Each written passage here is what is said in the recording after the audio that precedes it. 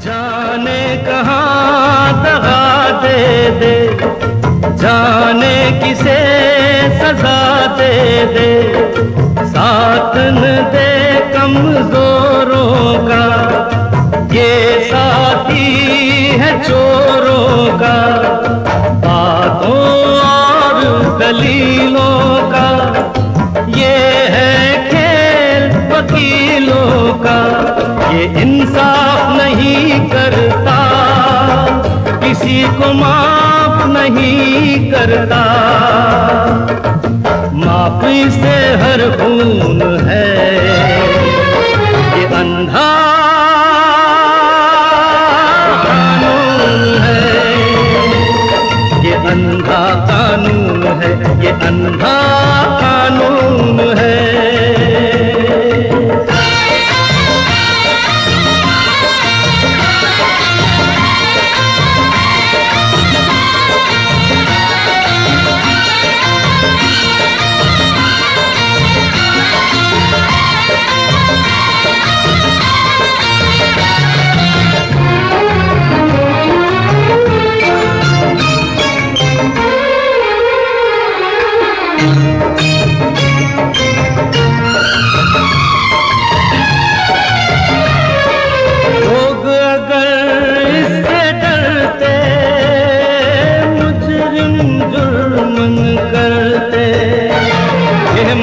लुटेरे लूट गए, रिश्वत देकर छूट गए, अजमतें लुटी चली गोली, इसने आँख नहीं खोली, काला धंधा होता रहा, ये कुर्सी पर सोता रहा, दुनिया की इमारत का कच्चा एक सुतून है, ये अंधा कानून है, ये अंधा कानून है, ये अंधा कानून है।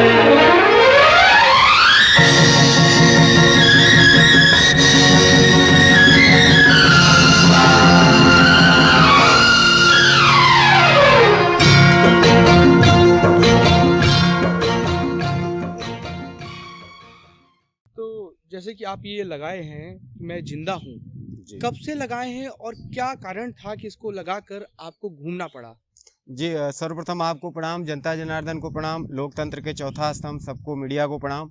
और Uttar Pradesh government declares me dead but मैं जिंदा हूँ। 20 सालों से मुझे सरकारी अभिलेखों में मृतक दिखा दिए हैं। वाराणसी के सदर तहसील राजस्व विभाग में मुझे लापता मिसिंग लाश मुंबई ट्रेन बम ब्लास्ट में संतोष सिंह मर गया करके 13वीं करके मेरे हिस्से की 12.5 एकड़ ज़मीन मेरे दयाद परदार जो है अजय सिंह, नारायण सिंह, चेतनारायण सिंह, दुर्गा सिंह, बबलू सिंह, पंकज सिंह, वैसे बहुत से लोग मिलके मुझे मरा हुआ दिखा दिए और 13वीं करके पूरी प्रॉपर्टी अपने नाम करा लिए। मेरा नाम संतोष मूरत सिंह है, पिताजी का नाम स्वर्गीय मूरत सिंह है था, जो कि आर्मी में थे। रिटायरमेंट के बाद 1988 में उनका देहांत होता है। ऑल प्रॉपर्टी मेरे नाम से वरासत हो गई थी 1988 में। माताजी थी, माताजी का 1995 में देहांत हो गया। एक भाई थे 1997 में हो गया उनका।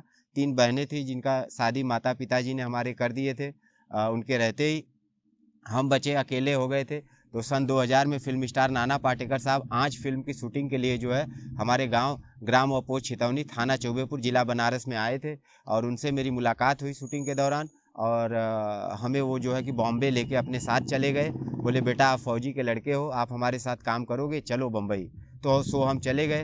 अब बम्बई जाने के बाद हम 2 साल नहीं आए। 2 साल के बाद यहाँ आए तो यहाँ पे पता लगा कि इन लोगों ने मेरी 13वीं कर दी है और 13वीं करके पूरी प्रॉपर्टी अपने नाम करा ली है। और फिर मुझे जब रिकॉर्ड में मरा हुआ दिखा दिया है तो मुझे जान माल का भी खतरा बढ़ गया। तो थाना चौकी हर जगह भटकने लगे, लेकिन कहीं से न्याय नहीं मिला। एक सेकंड, जैसा आप बता रहे हैं कि 20 साल जी लग गए, आपको अभी तक न्याय नहीं मिला जी है। मैं एक सवाल पूछूंगा आपसे जी कि जब आप यहाँ आए और आपके गांव में जी जब आपको पता चला कि मेरी 13वीं हो गई है, जी तो उसके बाद जब आप अधिकारियों के पास गए थे, जी उनका व्यक्तित्व क्या था आपके प्रति? कि क्या आपको उन लोगों ने आपको सुना, या जी, फिर हाँ। आपको बोल दिया कि नहीं भैया आप जाइए, अपने तहसीलदार से समझिए, अपने घर वालों से समझिए, जी। क्या माहौल था? जी सर्वप्रथम तो ये होगा साहब कि जैसे कि कुछ शिक्षा दीक्षा का अभाव, जो अगर आदमी पढ़ा लिखा ना हो तो जो एजुकेटेड पर्सन है, अधिकारी हैं, वो लोग बोले कि यार पढ़ा कितनी पढ़े हो? हम बोले साहब 5 तक पढ़े हैं। तो बोले 5 का कोई वैल्यू नहीं होता है। ये लोग मुझे टालने के हिसाब से आया राम गया राम, मतलब कि उस समय हम इतना मैच्योर भी नहीं थे और हमको जो है कि आ जाओ, कल आओ, यहाँ जाओ, वहाँ जाओ, ऐसे करके घुमाते रहे और हम घूमते रहे। थाने पे गए तो थाना का कहना था कि ये उत्तर प्रदेश है, यहाँ 1500 के लिए कर्मकांड हो जाते हैं, तो ये तो आपका ज़मीन का मामला है, आप ऐसा है नाना पाटेकर साहब के यहाँ नौकरी करते हो, जाके कमा के वहाँ से बना लो। और फिर वकील के पास गए, वकील बोले कि आप हमको फीस महीने का दिया करो, हम आपको साल 1.5 साल में ज़िंदा करवा देंगे। वकील किए, अब वो साल 1.5 साल बोल के 3 साल लगा दिए, कोई उसमें वो नहीं। कभी कभी आप किसी जिला प्रशासन को छोड़ के हाँ जो आपके कस्बे के मंत्री होंगे, जी। वो विधायक हो सकते हैं या जिला पंचायत के अध्यक्ष हो सकते हैं या जी। तमाम नेता हो सकते जी। हैं, जो व्यक्ति तमाम दावा करता है, जी क्या कभी चुनावी समय में जी आपसे कोई वादा हुआ होगा कि हमें वोट दीजिए, जी आप हमें वोट देंगे? खैर आपका अधिकार तो है नहीं इस समय, जी पर उस समय क्या आपके साथ कोई बात हुई होगी? विधायक मंत्री जब इतना आप गए हैं प्रशासन जी। के पास, तो क्या उन लोगों का कोई व्यक्तित्व रहा? जी व्यक्तित्व ये कहेंगे साहब कि जैसे कि वोटर आईडी में जब मैं हूँ ही नहीं, तो बोले एक वोट के लिए कौन इतना पॉलिटिक्स करेगा। चूंकि ये भू माफिया का प्रकरण है और इसमें भू माफिया मोटी रकम जो है कि राजस्व विभाग को खिलाते हैं, इसमें मंत्री से लेके संतरी तक सब इन्वॉल्वमेंट होता है। हाँ, और अगर मुझे जिंदा कर देते हैं तो उनका चिट्ठा खुल जाएगा। हाँ, तो इस हिसाब से ये लोग कोई इंटरेस्ट नहीं लिए, ना ही लिए ना ले रहे हैं। हाँ, और ये और बात है कि मेरे जीवन पे संघर्ष मैं कर रहा हूँ और जीवन हमारा व्यवसाय तुम्हारा। मेरे जीवन पे फिल्में आ रही हैं, डॉक्यूमेंट्री आ रही हैं, शॉर्ट फिल्में आ रही हैं, इंटरनेशनल, राष्ट्रीय, अंतर्राष्ट्रीय मीडिया ने मुझे कवर किया। और रही बात आपने मंत्रियों से मिलने की, जो आपने जिक्र किया है, तो इंडिया डेडमैन प्रेसिडेंस रेसिंग 2012 राष्ट्रपति का हमने चुनाव लड़ा, इसलिए नहीं कि मुझे राष्ट्रपति बनना है, इसलिए कि भाई अब मेरी सुनवाई नहीं हो रही है और ये नामांकन कौन भर रहा है। प्रणब मुखर्जी के टाइम। हाँ, आप देख सकते हैं, search me on Google dead man alive Santosh Murat Singh. हाँ, तो वो नामांकन भरते ही पूरे वर्ल्ड की मीडिया ने मुझे कवर किया। तो ये जो आला अधिकारी बैठे हैं, क्या इनके जहन में ये बातें नहीं आती है? नेशनल स्तर पे, इंटरनेशनल स्तर पे मीडिया में दिखता है कि भाई एक आदमी जो है चीख रहा है, चिल्ला रहा है बरसों से कि मैं जिंदा हूँ, मैं जिंदा हूँ, I am alive, I am alive. लेकिन इनकी, मुझे लगता है कि इनका शरीर जिंदा है, आत्माएं मर चुकी हैं।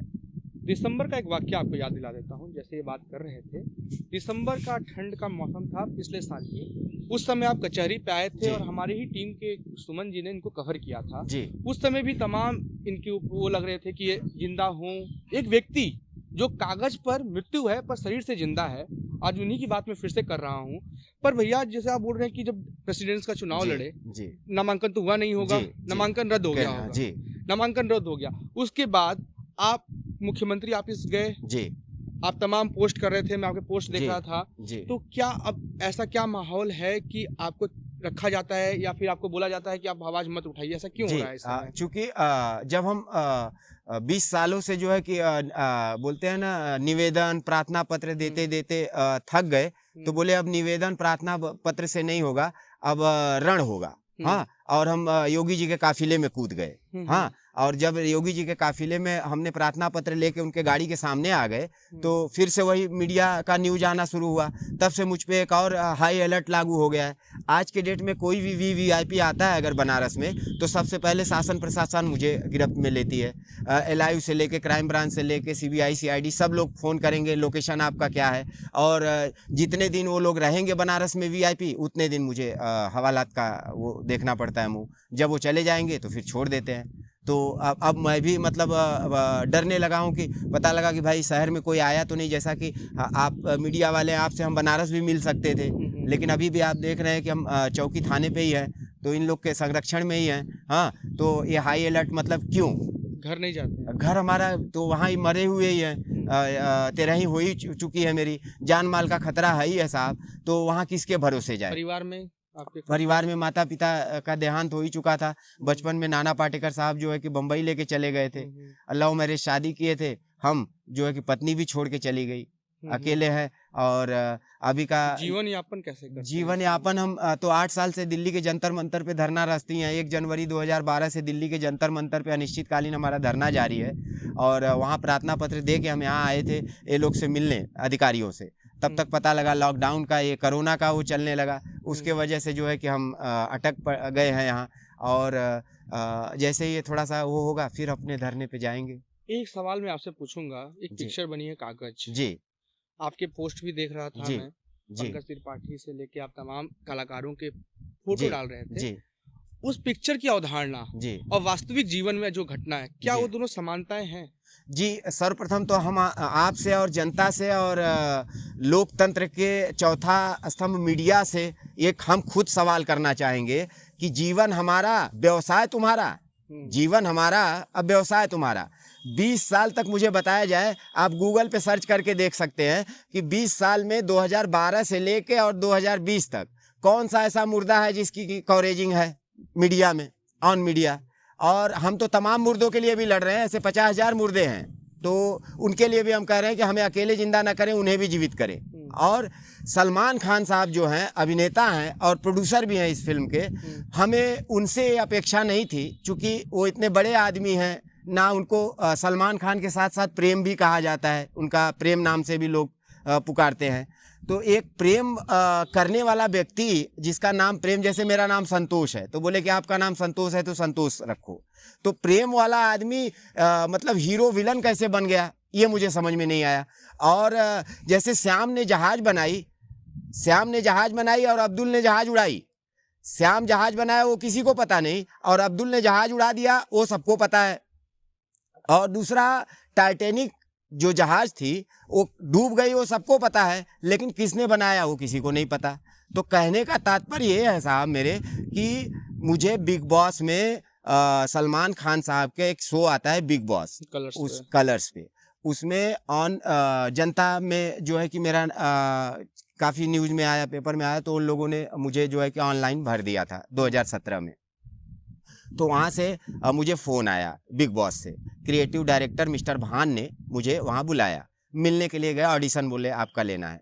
तो ऑडिशन के बहाने जो है कि मुझे वहाँ बुला लिए और ऑडिशन लिया। वो न्यूज़पेपर में भी आया है, दैनिक जागरण में, बहुत से पेपर में। तो हम ऑडिशन दे के चले आए। मुझे लगा कि बिग बॉस में बुलाए हैं भाई। और कुछ समय के बाद फिर उनके प्रोडक्शन हाउस वाले, मीडिया वाले बन के मुझसे अपडेट लेते रहे कि भाई फलाना मीडिया वाले, फलाना एलआई वाले, फलाना ये चीज़ कुछ भी बता दें।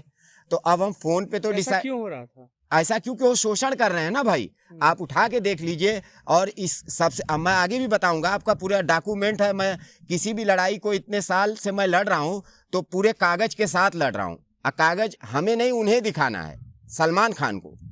तो अब मेरा कागज तो मैं कागज पे डेड हूँ ही, अब और डेड का फायदा उठा रहे हैं कि ये रिकॉर्ड में डेड है, ये टेक्निकली क्या कर ही क्या सकता है। हाँ, तो अब वो 20 साल का मेरा संघर्ष का जो डाटा है वो पूरे मीडिया का है, मीडिया में है। हाँ, देख सकते हैं आप। ऐसा कौन सा राष्ट्रीय, अंतर्राष्ट्रीय media, electronic media, print media, कहाँ नहीं छपा है मेरा आर्टिकल। अब उन्होंने क्या किया कि बोले भैया आपका बिग बॉस में आपको बुलाना है, आप अभी आपका अपडेट क्या है, फलाना ढिकाना करके अपडेट लेते रहे और पूरी फिल्म कंप्लीट कर लिए। और डिबेट पे खुद सतीश कौशिक साहब भी काफ़ी चैनल पे मेरे सपोर्ट में भी बैठे हैं। हाँ, नसरुद्दीन शाह साहब बाइट दिए हैं, स्वयं मैं नाना पाटेकर साहब का कुक हूँ, नाना साहब ने भी बाइट दिया है। हाँ, कि भाई ये जिंदा आदमी है। तो ये लोग को कितना झूठला दोगे आप, कितने लोगों को झूठ बनाओगे। अच्छा जी, अब ये हो गया। अब इनका कहना था कि भैया आप डेड हो तो डेड मैन का कोई मतलब, जैसे कि हमने ये कहा कि भैया, हमने कहा कि भैया ऐसा है कि आप इतने बड़े आदमी हो, एक बार हमसे अनुमति ले लिए होते, एक बार हमसे पूछ लिए होते, उसमें क्या सही क्या गलत दिखा रहे हो। हाँ, जो कि पिक्चर देखी आपने? नहीं, अभी पिक्चर हम नहीं देखे, हम तो बहिष्कार करने के उस पे हैं। हाँ, कि बहिष्कार करो। चूँकि थिएटर में लगी है कि नहीं अभी मुझे ये भी नहीं पता। अभी तो बोल रहे हैं वो 5G क्या उस पे, हाँ G5 पे, तो मेरे मोबाइल में नहीं आता है साहब। वो बोले कि उसके लिए अलग ऐप लोड करना पड़ता है, तो शो मुझे वो नहीं है मेरे उसमें, तो नहीं देख पाए। प्रोमो देखे, ट्रेलर देख के, चूँकि ये बताइए, वो बता रहे हैं कि लाल बिहारी मृतक, ठीक है, तो लाल बिहारी मृतक का मामला 1972-73 का है।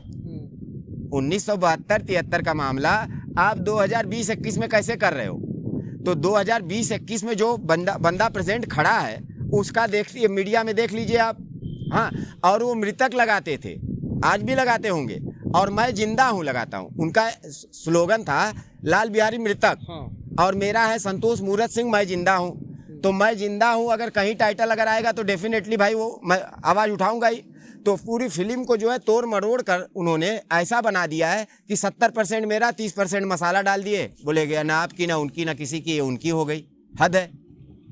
तो कहने का मतलब ये है साहब कि ये मेरे साथ अन्याय नहीं, घोर अन्याय हो रहा है। अब तक तो मुझे राजस्व विभाग में ही मृतक मान के जो है कि मेरा शोषण हो रहा था, अब बॉलीवुड भी शोषण करने लगा है।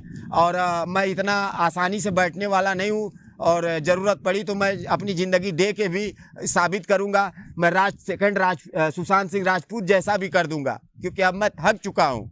कितने लोग मेरा शोषण करेंगे, कितना? किसी चीज़ का हद होता है। लोग मुझे कहते हैं कि इतना संघर्ष करने वाला लड़का जो है कि कभी कभी डिस्टर्ब हो जाता है, पागल हो जाता है। अब हम पागल भी हो जाए तो किसको बताएं, कैसे अपना दर्द दिखाएं? तो मैं नाना पाटेकर साहब से भी निवेदन करूंगा कि ऐसे विषयों पे वो बोलें। पिक्चर बनी आपकी जी, तो उसके बाद नाना पाटेकर साहब से बात हुई आपकी कि इसको लेकर, या फिर आप? नाना पाटेकर साहब से तो मैं फैमिली मेंबर हूँ साहब, उनसे तो हमेशा बात होती रहती है। तबीयत कैसी है मेरी, उनकी कैसी है। गणपति में जाते हैं और पूरे बॉलीवुड के लोग भी जानते हैं, काफ़ी मीडिया में भी आया है। और मेरे आइडियल और जो भी है वही है गॉडफादर। हाँ, बोले उन्हीं के शब्दों से आज हम जिंदा हैं। इतनी शक्ति हमें देन दाता, मन का विश्वास कमज़ोर होना, हम चले नेक रास्ते पे। एक चीज़ बताइए, ये बॉलीवुड की बात आपने की, 20 साल पहले की बात भी आपने बताई, पर जब गांव का माहौल, गांव के लोगों का साथ जी कैसा रहता है आपके साथ इस समय और पहले?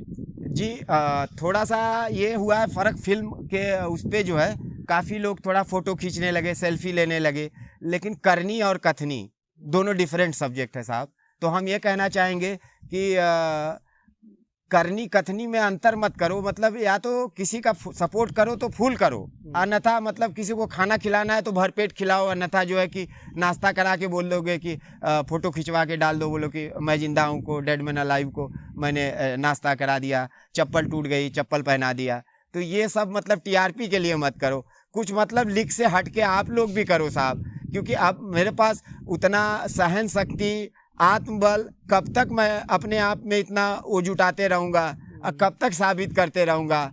कल आपसे मेरी बात हो रही थी जी, फोन पे बात हुई जी, थी, उस समय आपको मीडिया को लेकर जी, एक गुस्सा था। जी, आप बोल रहे थे कि जब आप आएंगे तो मैं मीडिया के बारे में कुछ बोलूंगा। हाँ, देखिए, वो जो मीडिया मुख्य धारा की एक मीडिया होती है जी, और एक निजी मीडिया होती है, दोनों में अंतर बहुत है, आकाश पताल के अंतर बहुत हो जाते हैं। किसी कोई कम है कोई बड़ा है ना? पर मुख्य धारा की मीडिया और हमारे जैसे मीडिया में क्या आपको लगता है कि क्या मुख्यधारा की मीडिया आपका साथ दे रही है या फिर नहीं दे रही है? जी, हम ये कहना चाहेंगे साहब, एक सवाल ही है हमारा कि जैसे कि कोई अगर हाईलाइटेड मुद्दा होता है तो ये पूरी मीडिया मुझे जो है कि रिस्पेक्ट, मान सम्मान के साथ गाड़ी भी भेज देती है स्टूडियो में लाइव बैठने के लिए। हाँ, कि संतोष जी आप आइए लाइव। अब पता लगा वहाँ इंटरव्यू होने के बाद मेरे पास किराया भाड़ा है कि नहीं, वहाँ वापस कैसे आऊँगा, कहाँ जाऊँगा, किन हालातों में जाऊँगा। ऐसा भी होता है, हुआ नहीं होता है, हो रहा है। तो इसलिए मेरा स्वाभाविक बात है भाई कि मैं भड़कूंगा ही। जैसे अगर कोई एक्सपोज, अगर ऐसी न्यूज़ है तो उसका चेहरा ढक के दिखाया जाता है कि इसको पब्लिक ना जाने। तो आप लोग मुझे इतना दिखा भी देते हो, और इतना ये क्राइम का न्यूज़ भी है, एक सीरियस केस है। तो ऐसे आधार पे इतने बुद्धिजीवी बैठे हो, वेल एजुकेटेड पर्सन। मेरा भारत देश महान, मैं क्या बोलूं, आपका भारत देश महान। जिस देश में मुर्दे जिंदा हो है भारत देश महान। विश्व गुरु बन सकता है? कभी नहीं बन सकता। जिस देश में मुर्दे जिंदा हो उस भारत देश को क्या कहोगे आप? तो यूनाइटेड नेशन में भी हमने फाइल लगाई है। तो कहने का मतलब ऑल मीडिया से भी ये निवेदन करेंगे कि सिर्फ आर्टिकल लिख देना, न्यूज़ चला देना, या समय समय पे जैसे कि कुछ ऐसा हो गया तो बोले संतोष की टीआरपी अभी सही चल रहा है यार। कहाँ हो भाई? हाँ, आपका न्यूज़ करना है। अरे तो 20 सालों में कितने समय, न्यूज़ का मतलब ये होता है कि स्टार्ट टू एंड उसको अगर किसी चीज़ को अगर करो, फॉलो अप करो और उसको लास्ट तक न्याय दिलवाओ। ये नहीं कि आज याद आया, आज आपने फ़ोन किया, आज न्यूज़ कवर कर लिए, बीच में मरने को छोड़ दिए उसको, कहाँ मर रहा है कहाँ जी रहा है कुछ पता नहीं। भगवान ने सबसे अच्छी चीज़ बनाई इंसान, हाँ, और भगवान भी ऊपर से देखा तो सब रेंगते हुए। बताइए, तो कहने का मतलब मेरे ये है साहब कि ऐसा मत करो कि मेरा मनोबल सबके प्रति जो भड़ास है वो दर्द और तकलीफ़ मुझे आत्मदाह करके ही साबित करना पड़े साहब। देखिए, आत्मदाह ना करिए, वो जी मत करिए, क्योंकि वो जी। एक कायरता की पहचान होती है कि आत्मदाह व्यक्ति जी करता है। जी पर मैं आपसे अब कुछ अंत में सवाल पूछूंगा जी। और फिर इसको खत्म करेंगे जी कि जब आप कोरोना से पहले आ गए, आप जी जैसा बता रहे थे मुझे, जी। 2 सवाल इसी में मैं मिला जी। करूंगा। कोरोना से पहले आप यहाँ आए, जी। उसके बाद आप यहीं रहने लगे, नहीं, तो रहने लगे, इनकी मजबूरी हो गई। हाँ, तो कहाँ रहते थे इस समय? गांव पे रहते थे, अपने घर पे, या फिर यहीं पे नहीं, आसपास? यही बता तो रहे हैं, हम पे हाई अलर्ट लागू है। कोई भी वीवीआईपी आता है तो मुझे प्रशासन पहले उठा लेती है। मतलब कि 2 दिन रहेंगे तो 1 दिन पहले उठा लेंगे और 2 दिन वो उनका, मतलब तीसरे चौथे दिन हमको छोड़ेंगे। अच्छा, उधर लेके जाते होंगे। हाँ, थाना चौकी चाहे जो भी, यही अपने क्षेत्र का ही बात नहीं कर रहे, ऑल बनारस ऑल यूपी कहीं भी। तो मुझे मतलब वीआईपी के आने से पहले और वीआईपी के जाने के बाद छोड़ा जाता है। हाँ, कहते हैं सम्मान पूर्वक आपको गिरफ्तार किया जाता है। तो बोले अब गिरफ्तार तो गिरफ्तार, हाँ, तो हम भी थक के हार के बोले कि आप 1 टाइम 2 टाइम 3 टाइम 40 साल उम्र हुई है, 40 बार गिरफ्तारी दे चुका हूँ। तो बोले कि अब मैं भी थक गया हूँ, मैं आजीवन गिरफ्तार होना चाहता हूँ, मैं अब यहाँ से जाऊँगा ही नहीं, अब यहीं पे मैं रहूँगा। तो क्या करें साहब। और दूसरी बात, कोरोना का जो वो कर रहे हैं, कोरोना में लोग कहे कि बहुत से गरीबों को जो है कि दान मिला, ये हुआ, उनका हेल्प हुआ, तो एक मुर्दे का तो कोई नहीं हेल्प किया और आज भी नहीं कोई कर रहा है। आज भी सिर्फ होता क्या है कि हम आपके साथ हैं, हम आपके साथ हैं। एक्चुअली में अगर कोई साथी होता तो आज ऐसे मेरी हाल होती। आज मैं अभी भी मैं यहाँ से अभी निकलूँगा, शायद हो सके तो पुलिस भी जाएगी, हाँ, तो सिनेमा हॉल पे मैं चिल्लाऊँगा कि नकली हीरो अंदर है, असली हीरो बाहर है। हाँ, टिकट लेके उनको मत देखो, इधर देखो, असली हीरो यहाँ खड़ा है। और जीवन हमारा, व्यवसाय तुम्हारा। सलमान खान, होश में आओ, होश में आओ। और मैं यही कहूँगा और तमाम जनता से, आप लोगों से, लोकतंत्र के चौथा स्तंभ से, कि आप लोग पूरा सर्च कर लीजिए, search me on Google, dead man alive Santosh Murat Singh. उस पर आप लोग हमारे जीवन का संघर्ष देख सकते हैं इतने सालों का। फेसबुक आईडी है आई एम अलाइव जस्टिस, उस पर भी देख सकते हैं। ट्विटर आईडी है डेड मैन अलाइव। तो ये सब मैं सालों से चला रहा हूँ, तो कौन कर चला रहा है? और तिहाड़ जेल रिटर्न है, हाँ, तिहाड़ में भी मुझे जो है प्रशासन ने जो है कि एक बार कि आपको घटना बता दें कि हम अर्थी पे सोए हुए थे और 3 स्टार इंस्पेक्टर साहब आके जो है कि मुझे रात को जो है कि हड़काने लगे। बोले कि यहाँ से भागो। हम कहे नहीं साहब, ऐसे कैसे भागेंगे? बोले परमिशन लाओ। बोले परमिशन जिंदा लोग लेते हैं कि मुर्दा लोग? हमारे पास परमिशन नहीं है और हम वो जिंदा कर दो, हमारा परमिशन खुद ही हो जाएगा। तो बोले कि जवान लड़ाते हो? और मुझे मेरे अर्थी पे मैं सोया हुआ था कफन ओढ़ के, तो मुझे पैर से उन्होंने मार दिया। तो पैर से मार दिया साहब, तो मुझे गुस्सा आया। मैं बोला अब इससे शांति प्रिय धरना क्या हो सकता है कि अर्थी और कफन ओढ़ के सो गया हूँ, फिर भी आप मुझे जूते से मार रहे हो। तो बोले कि सर ये गलत बात है। तो बोले आप क्या कानून के इतने लंबे हाथ हैं, आप लोग मुझे न्याय नहीं दे सकते, बताइए। तो बोले कि हमारे हाथ में क्या है? तो हमने कहा कि जब आपके हाथ में कुछ है ही नहीं तो ऐसे हाथों का क्या काम, ये हाथ मुझे दे दो। तो बोले ठाकुर बनते हो? तो बोले ठाकुर तो है ही है साहब। पकड़ के मैंने दांत से काट लिया था। एक अपने पूरे लाइफ में जुर्म यही किया था, दांत से मैंने काटा था। फिर मुझे पूरे पुलिस फोर्स ले जाके पार्लियामेंट स्ट्रीट में बहुत मारे, मेरे कान का पर्दा फाड़ दिए हैं। बहुत से मेरे बॉडी का देखेंगे तो अंग भी टूटा फूटा मिलेगा आपको। ये तो भगवान का ही कृपा है कि मैं आज चल रहा हूँ, बोल रहा हूँ।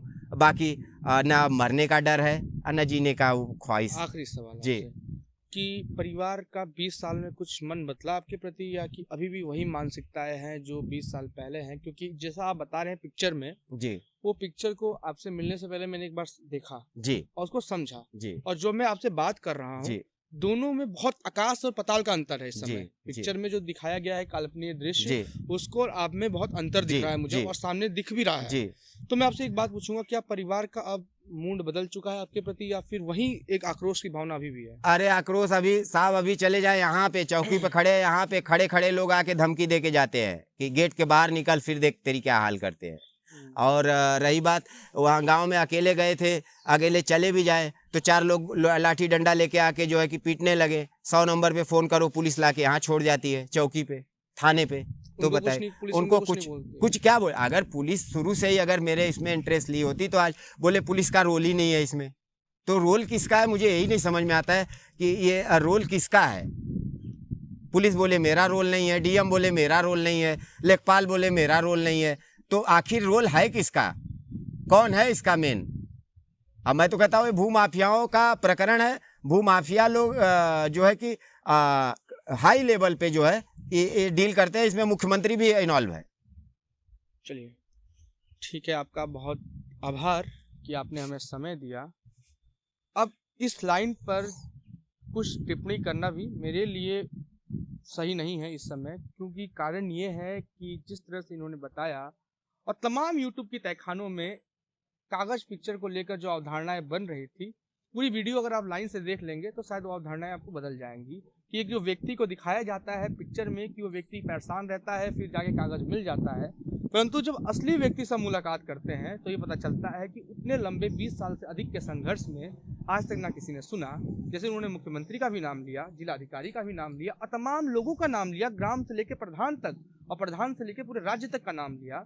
ये बात सवाल उठना चाहिए कि कागज में दिल नहीं धड़कता है, बाकी इंसान के अंदर धड़कता है। और जो व्यक्ति वाकई परेशान है, गले में मैं जिंदा हूँ लगा के घूम रहा है, सोशल मीडिया पर एक्टिव है, या फिर दूसरी बात ये हो सकती है कि एक व्यक्ति को जिंदा रहने के बाद जानबूझकर घुसखोरों को बचाने के लिए एक व्यक्ति को जानबूझकर मार दिया जाता है, और पता है कि एक मध्यम वर्ग का व्यक्ति कुछ ज्यादा नहीं कर सकता, इसलिए उसकी बात को नजरअंदाज कर रहे हैं। बाकी अब आवाज आपको बननी है और इनके साथ कंधे से कंधा मिलाकर इनको इंसाफ दिलवाना है। धन्यवाद।